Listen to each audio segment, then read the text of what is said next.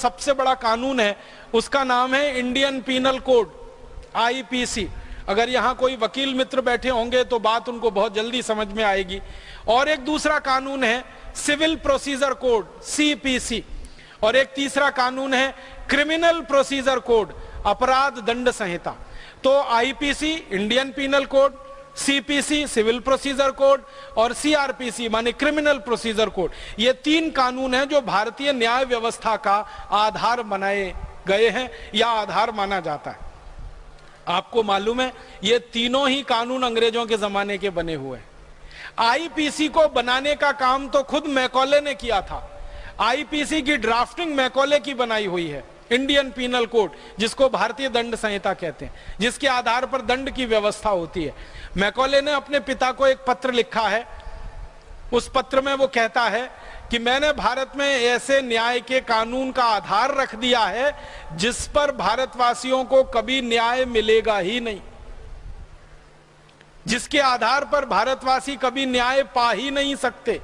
हमेशा इनके ऊपर अन्याय होगा और ये अच्छा ही होगा, क्योंकि गुलाम जिनको बनाया जाता है उन पर अन्याय ही किया जाता है, उनको न्याय नहीं दिया जाता। फिर जब ढूंढना शुरू किया हम लोगों ने तो पता चला ये आईपीसी नाम का कानून जो भारत में मैकॉले ने 1860 में लाया, ये कानून अंग्रेजों ने आयरलैंड में सबसे पहले बनाया था और लगाया था। आयरलैंड को अंग्रेजों ने गुलाम बना के रखा हुआ है 1000 साल से। तो आयरलैंड को गुलाम बनाकर रखने के लिए उन्होंने एक कानून बनाया, आयरिश पीनल कोड। उसी कानून को भारत में कह दिया इंडियन पीनल कोड। आप जानते हैं आयरलैंड लिखते हैं तो ए से नहीं लिखा जाता, आई से लिखा जाता है, IRELAND, आयरलैंड। तो आयरलैंड का आई ले लिया और इंडिया का भी आई है, तो कानून वैसे का वैसे ही लगा दिया इस देश पर। जो आयरलैंड का पीनल कोड था, आयरिश पीनल कोड, वही इंडियन पीनल कोड है।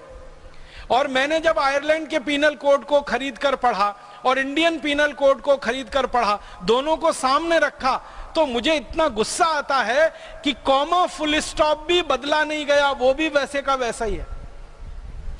बस इतना ही किया मैकॉले ने कि आयरिश पीनल कोड में जहां जहां आयरलैंड है, जहां जहां आयरिश है, वहां उसने इंडिया कर दिया और इंडियन कर दिया। बाकी सब धाराएं वैसी हैं और सारे अनुच्छेद वैसे के वैसे ही हैं। तो आयरलैंड को गुलाम बना के रखना है इसलिए आयरिश पीनल कोड बनाया, तो भारत को गुलाम बनाकर रखना है तो इंडियन पीनल कोड बना दिया। अब जिस कानून को गुलाम बनाने के लिए तैयार किया गया हो, उस कानून के आधार पर आजादी के बाद न्याय कैसे मिलेगा, जरा बताइए।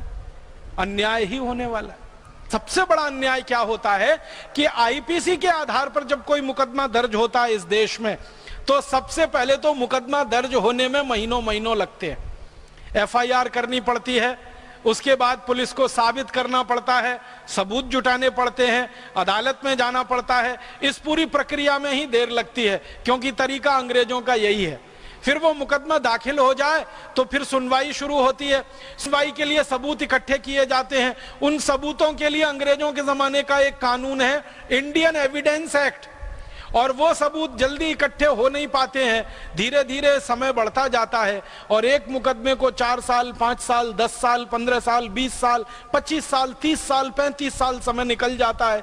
मुकदमा दाखिल करने वाला मर जाता है, फिर उसके लड़के लड़कियां उस मुकदमे को लड़ते हैं, वो जवान होकर बूढ़े हो जाते हैं, तब भी मुकदमा चलता ही रहता है, चलता ही रहता है, चलता ही रहता है। उसमें कभी अंतिम फैसला नहीं आ पाता। हमारे